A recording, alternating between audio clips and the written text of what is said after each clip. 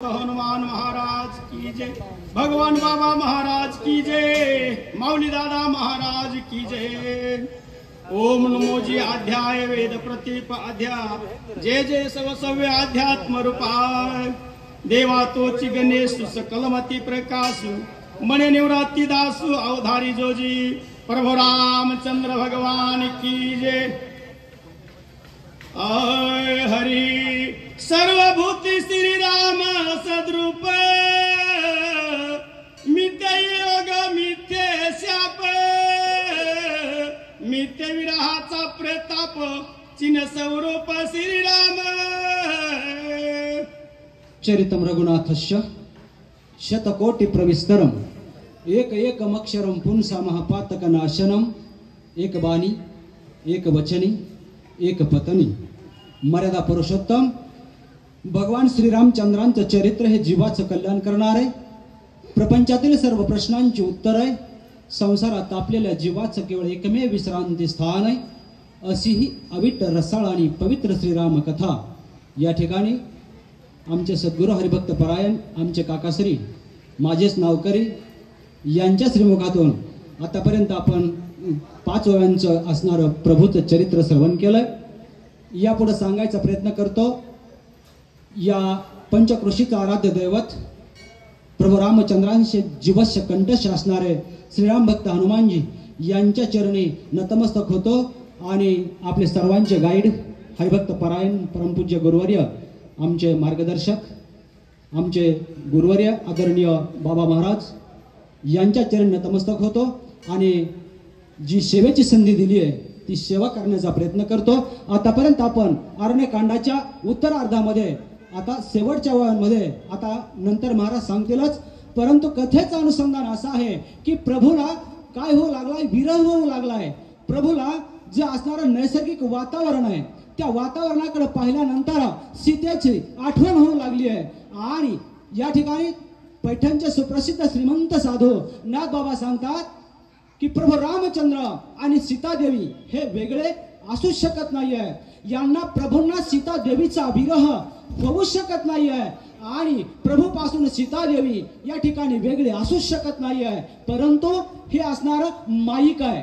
प्रभूंना सीतेचा विरह होणं, सीतेची आठवण येणं, अशा प्रकारे कथेचं जे अनुसंधान आहे ते या ठिकाणी नाथबाबा आपल्या समोर व्यक्त करतात।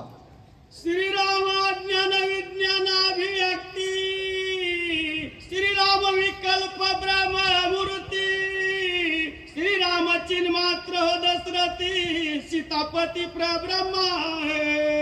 या ठिकाणी नाथबाबा सांगतात की प्रभू कसे, की प्रभू सर्व गुणांनी युक्त असणारे प्रभू आहे। प्रभू परब्रह्म आहे आणि प्रभूंना विरह होणं, प्रभूंना सीता देवीची असणारी आठवण येणं, सीता देवींच्या आठवणीमध्ये प्रभूंना दुःख होणं, हे कसं आहे, माईक आहे। बोलीला वाल्मिक तशाचे करणं, याच्यासाठी चाललेला हा संपूर्ण अट्टहास आहे। ही संपूर्ण स्क्रिप्ट या ठिकाणी कोणी लिहिली, महर्षी वाल्मिकांनी लिहिली आहे आणि ती पूर्णत्वास नेण्यासाठी, ती असणारी हायवेनं समृद्धी महामार्गाने जाण्यासाठी प्रभू हे दुःख व्यक्त करतात। प्रभू असणारं सीतादेवी बद्दलच्या आठवणी आपल्या समोर मांडतात, परंतु नाथबाबा सांगतात की सीतादेवी प्रभूपासून वेगळ्या होऊ शकत नाहीयेत, प्रभूपासून विभक्त असू शकत नाहीयेत। पुढे काय सांगतात, सीता ध्येय श्रीराम ध्यान सीता ज्ञान श्रीराम ज्ञान सीता चैतन्य श्रीराम चैतन्य दोन्ही अभिभिन्न एक तत्व। या ठिकाणी नाथबाबा पुढे सांगतात की प्रभू रामचंद्र ज्ञान आहे आणि सीतादेवी ज्ञेय आहे। जसं ही त्रिपुटी सांगितली आहे, ज्ञेय ज्ञाता आणि ज्ञान, दृष्टी आणि दर्शन, त्याप्रमाणे सीतादेवी आणि प्रभू एका नाण्याच्या 2 बाजू आहे। यांचं अलगपण, यांचं विभक्तपण या ठिकाणी कधीही शक्य नाही आहे। त्याप्रमाणे नाथबाबा सांगतात की प्रभूपासून सीतादेवी या ठिकाणी दूर असू शकत नाही आहे। प्रभू हे दुःख व्यक्त करतात, प्रभूंना सीतादेवीची आठवण येते, हे माईक आहे आणि यापुढे जे असणारे वक्ते बरोबर। चला पुढे, श्रीरामाची स्वरूप स्थिती वर्णित शास्त्रे बोनावती माझी वचन युक्ती ते काय 18 पुराणे वाचक रामेश्वर महाराज हरीशी गाती. या ठिकाणी संपूर्ण शास्त्रांमध्ये, वेदांमध्ये, पुराणांमध्ये, सर्वांमध्ये फक्त आणि ओतप्रोत भरून या ठिकाणी आमचे संपूर्ण राजाभाऊ ओतप्रोत महाराज भरून महादेव शिल्लक महाराज राहिलेला कोण आहे? तो भगवान प्रभू रामचंद्र आहे.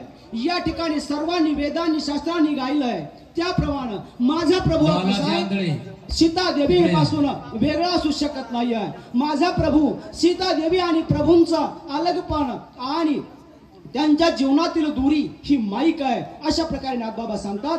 आणि झालेली कथा या ठिकाणी श्रीराम भक्त हनुमानजींच्या चरणी अर्पण करतो आणि वाणीला पूर्णविराम देतो.